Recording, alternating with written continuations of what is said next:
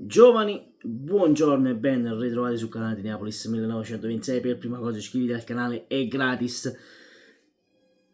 Ermoso Napoli, oramai sono 2 mesi che siamo dietro ad Ermoso, praticamente un po' come era la Vezzi Inter degli anni d'oro, vi ricordate? Tutti gli anni si parlava di Lavezzi Inter, poi non c'è mai andato il Pocio all'Inter. Comunque, a parte questa vicenda storica, no? Perché è storica.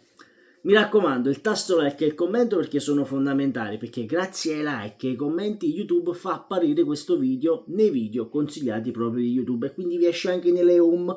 Quindi waiu, forza forza, è tutto in mano a voi. Detto questo, in descrizione trovate il gruppo Telegram, che ieri si sono iscritte diverse persone al gruppo Telegram, grazie veramente tanto. Anche quello è gratis, trovate tutto in descrizione. Waiu, tasto like e commento perché voglio sapere la vostra. Allora, come detto, Ermoso Napoli, possiamo dire, tranquillamente lo possiamo dire, non si incontreranno più. Le strade sia di Ermoso e del Napoli non si incontreranno più. Ermoso, secondo me, è saltato definitivamente. Perché salta definitivamente Ermoso? A parte per le commissioni che vuole la gente, via discorrendo, il contratto, si parlava di un contratto a 3,5-4 milioni a stagione e sono tanti soldi, soprattutto visto quello che il Napoli sta passando in questo momento con Victor Osimhen, ma ne parleremo alle ore 18, non vi preoccupate. Il Napoli però il difensore non lo deve andare ad acquistare, ma ce l'ha in casa, perché Nathan avrebbe convinto Antonio Conte, quindi per questo la trattativa con Hermoso dovrebbe saltare definitivamente. Qualora andasse così, si potrebbe aprire un clamoroso acquisto a centrocampo. I nomi ad oggi non ci sono, ragazzi, per il centrocampista. Noi dobbiamo sfoltire. In questo momento il Napoli deve sfoltire la rosa. Manna si deve dare una svegliata, perché il Napoli in questo momento è fermo completamente sul mercato. Però voglio sapere la vostra. Fatemi sapere qui sotto nei commenti se, visto l'acquisto l'anno passato di Nathan, secondo voi è giusto dare spazio a Nathan, proporre una difesa a 3 con Buongiorno, Rachmani e Nathan, no? Con gli esterni alti che sarebbero Oliveira o Spinazzola e Di Lorenzo da quell'altro lato. Ecco, fatemi sapere voi cosa ne pensate qui sotto nei commenti. Perché io vi sto parlando di questa trattativa? Perché il mercato del Napoli è bloccato, ragazzi. Per questo il Napoli non si sta muovendo in questo momento. Eravamo partiti a razzo, 3 acquisti, uno dietro l'altro, Rafa Marin, Spinazzola e Buongiorno. E poi ci siamo fermati. Ci siamo fermati perché? Perché il Napoli ha necessità di vendere. Però quando io vi dissi la passata stagione, ragazzi, voi parlate di rivoluzione totale a Napoli.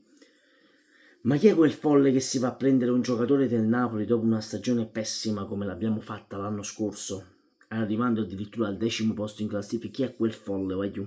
Quel folle che si va a comprare un giocatore del Napoli in questo momento storico, no? Che il Napoli ha fatto una stagione schifosa. Lasciamo perdere, che se no rivediamo i passati della passata stagione e io non li voglio più rivedere quei fantasmi della passata stagione. Ecco, quando io sentivo alcuni youtuber devono andare tutti via, vendiamo tutti. Bene, oggi il mercato del Napoli è bloccato proprio per questo motivo, perché questi famosi tutti, la rivoluzione totale che doveva fare Aurelio De Laurentiis, non è possibile farla. Non è possibile farla perché i giocatori non hanno mercato. Se una squadra va male, naturalmente quello che deve acquistare va a cercare squadre che sono state al top della passata stagione e di certo non vengono a Napoli a darti 130 milioni per Osimhen, ma ne parleremo alle ore 18 di Victor, non vi preoccupate. Addirittura Cajuste che dovrebbe partire. Cajuste non ha una squadra dove poter andare. Siccome ieri Giuffredi ha fatto il fenomeno in conferenza stampa, Mario lui vorrebbe andare in Portogallo perché si vorrebbe avvicinare a casa sua. Dove sono queste offerte per Mario Rui, caro Giuffredi? Dove sono? Dove sono? Si parla di un'uscita di Gaetano a 10 milioni. 10 milioni è un buon affare secondo me per Gaetano. Al Cagliari, occhio perché c'è anche il Parma dietro a Gaetano. Nelle prossime ore si scioglieranno le riserve e vedremo dove andrà a finire il giocatore. Peccato perché io lo reputo molto più forte di Caiuste, Gaetano, e quindi mi dispiace addirittura perderlo, va bene? Però il giocatore è giovane, si deve fare le ossa ed è giusto che vada in una squadra dove giochi sempre. Questa è una cosa che ci tengo a dirla perché il ragazzo è fortissimo, quindi è giusto che giochi. Stessa cosa era successa per Demme, gli ho augurato il meglio, addirittura è andato in Bundesliga 2, rendiamoci conto come stiamo messi, come eravamo messi la passata stagione. Però ecco, il mercato del Napoli è bloccato e non si muove, Guagliù.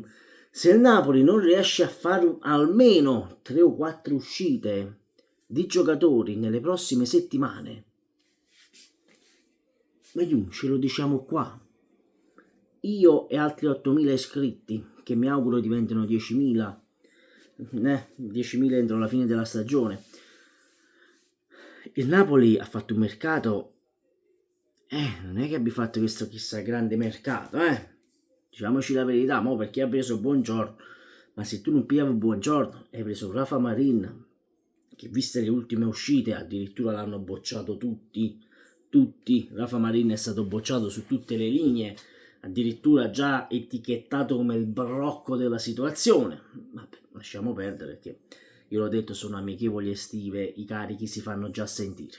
E vabbè, a parte questo, hai preso Spinazzola, un parametro zero. L'Inter i parametri zero li chiude in una settimana e già sta preparando il colpo per la prossima stagione di Federico Chiesa.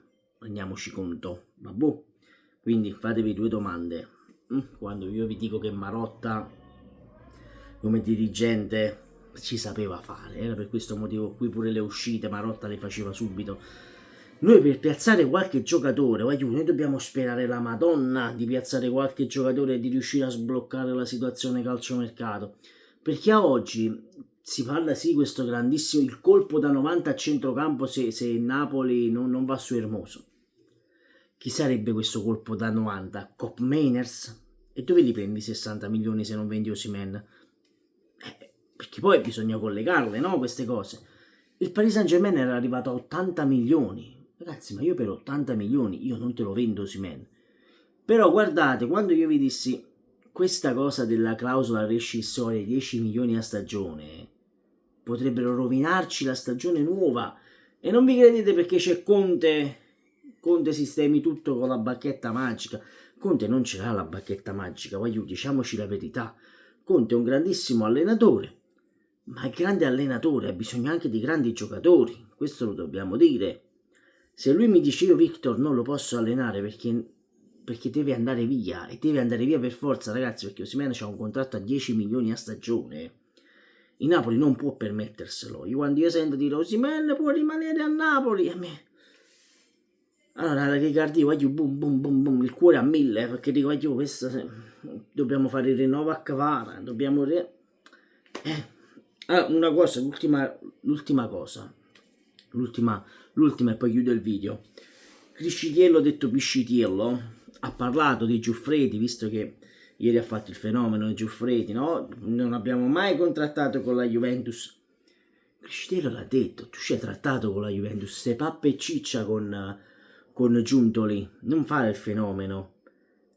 Non lo fare il fenomeno, sappiamo tutti perché Di Lorenzo è rimasto a Napoli e non per Conte, perché è passato da 3,2 milioni a stagione a 4 milioni a stagione. Non fare il fenomeno.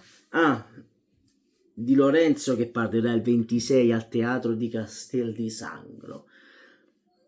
Basta, vi supplico, basta queste sceneggiate, basta. Vogliamo fare una società seria? Vogliamo essere seri per una volta? Che cazzo c'entra che questa deve parlare? Chi devi dire? Io per me ti leverei pure la fascia di capitano, fai un po' te, la darei all'Lobotka o a Meret. Vabbè.